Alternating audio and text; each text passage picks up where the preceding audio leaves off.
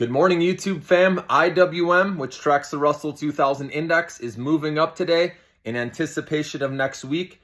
This is the perfect example of you have to be patient sometimes, right? We know this went up to the 220s, pulled all the way back to the 205s, and now it's finally rebounding and it looks strong, like it's going to go back eventually and retest those highs. Of course, there's going to be dips along the way, but remember, the interest rate sensitive stocks, they're going to catch a lift off of this interest rate cut. Now, if this rips really hard into next week, into Wednesday when the Fed cuts rates, this is where you can take profits right before, guys. Because some people out there think it's going to be a sell the news event.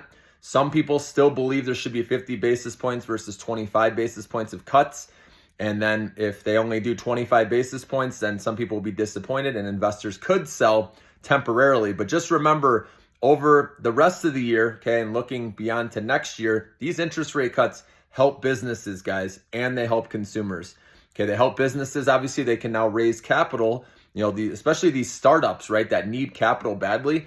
Now they can raise capital at a lower interest than before, or a lower interest rate than before. So now that frees up a little more money where they can use for other things, right, investments or maybe AI.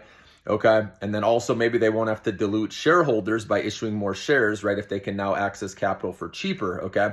And this is just the beginning of the interest rate cut cycle, guys. That's why it's exciting for these small cap interest rate sensitive stocks that I've been talking about all year long, guys, in anticipation of this.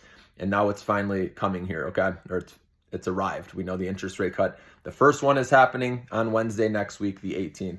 And then consumers benefit obviously from lower interest rates, because now they can get a personal loan for a cheaper interest rate or a lower interest rate. They can take out an auto loan at a lower interest rate, right? They can tap into their HELOC at a lower interest rate. So there's a lot of reasons they can refinance, right, some debt. So that's why the small caps, the interest rate sensitive stocks like Upstart, like we've been talking about, are going to benefit in this environment. And the IWM as a whole has a lot of biotech in it. Again, a lot of these small caps. That's why I've been talking about this index. And now it's catching a lift, guys. So let's see if she can get back into the 220s by next week.